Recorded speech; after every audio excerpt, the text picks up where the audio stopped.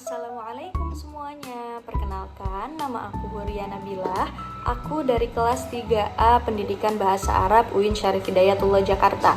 Di sini aku akan membahas tentang kecerdasan jamak atau multiple intelligence menurut Howard Gardner.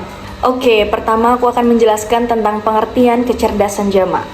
Kecerdasan jamak adalah teori yang dikembangkan oleh Howard Gardner pada tahun 1983 dalam bukunya Frames of Mind: The Theory of Multiple Intelligence.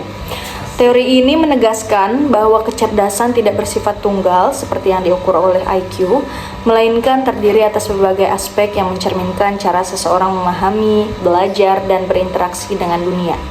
Menurut Gardner, setiap individu memiliki kombinasi unik dari jenis-jenis kecerdasan ini yang dapat dikembangkan sesuai pengalaman dan pembelajaran. Selanjutnya, apa aja sih jenis-jenis kecerdasan jamak? Oke, kita akan bahas.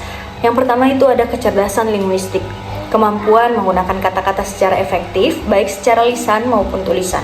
Cirinya ia mahir berbicara, menulis, membaca, bahkan berdebat. Contohnya, penulis, penyair, jurnalis, mereka ini memiliki kecerdasan linguistik yang baik. Yang kedua, ada kecerdasan logis matematik. Kemampuan berpikir logis, analitis, dan memecahkan masalah matematis. Cirinya mahir dalam berpikir abstrak, membuat hipotesis, dan menggunakan angka. Contohnya para ilmuwan, insinyur, programmer, mereka memiliki kecerdasan logis matematik yang sangat baik. Yang ketiga ada kecerdasan visual spasial, kemampuan memvisualisasikan objek dan menginterpretasi gambar, ruang, atau pola. Cirinya mereka kreatif dalam seni visual, mahir membaca peta dan menciptakan desain. Contohnya ada arsitek, desainer, pelukis. Yang keempat ada kecerdasan kinestetik jasmani, kemampuan menggunakan tubuh secara efektif untuk menyelesaikan tugas atau mengekspresikan emosi.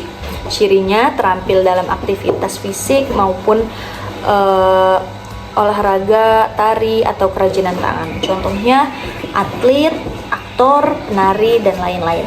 Yang kelima ada kecerdasan musikal, kemampuan mengenali, menciptakan, dan mengapresiasi ritme, melodi, atau harmoni.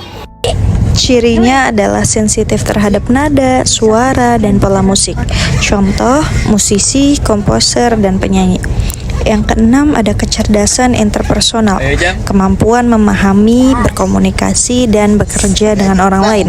Cirinya adalah pandai membangun hubungan empati tinggi dan bekerja dalam tim. Contoh, pemimpin, konselor, dan guru. Yang ketujuh ada kecerdasan intrapersonal, kemampuan memahami diri sendiri, termasuk emosi, motivasi, dan tujuan pribadi.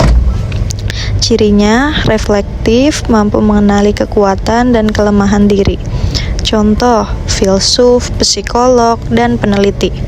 Yang kedelapan ada kecerdasan naturalis, kemampuan mengenali, memahami, dan bekerja dengan alam. Cirinya sensitif terhadap flora, fauna, dan pola alamiah. Contoh, ahli biologi, petani, dan konservasionis. Dan yang terakhir ada kecerdasan eksistensial, kemampuan untuk memikirkan pertanyaan mendalam tentang eksistensi manusia, seperti makna hidup atau kematian. Cirinya adalah pemikiran filosofis yang abstrak. Contoh ada filsuf dan teolog. Selanjutnya ada faktor-faktor yang mempengaruhi kecerdasan jamak, yaitu ada faktor genetik, lingkungan, pengalaman dan pembelajaran, motivasi internal, dan kesehatan fisik dan mental. Oke, kita bahas satu-satu. Yang pertama adalah faktor genetik. Bakat atau potensi dasar seseorang dapat diwariskan dari orang tua. Yang kedua ada lingkungan. Pengaruh keluarga, masyarakat, budaya, dan pendidikan sangat menentukan perkembangan kecerdasan. Yang ketiga, ada pengalaman dan pembelajaran. Pengalaman dan pembelajaran ini juga salah satu faktor yang mempengaruhi kecerdasan jamak. Kesempatan untuk belajar dan mengeksplorasi minat individu berperan penting dalam mengembangkan kecerdasan tertentu. Yang keempat, ada motivasi internal. Dorongan dari dalam diri untuk berkembang juga mempengaruhi bagaimana seseorang memaksimalkan potensinya. Yang kelima, ada kesehatan fisik dan mental. Tentu, kondisi kesehatan dapat memengaruhi fungsi otak dan perkembangan kecerdasan. Selanjutnya, pastinya ada dong manfaat penerapan dari kecerdasan jama ini. Yang pertama, manfaatnya itu pengembangan potensi individu, membantu individu mengenali kelebihan mereka dan mengembangkan potensi uniknya. Yang kedua, manfaatnya adalah meningkatkan metode pembelajaran.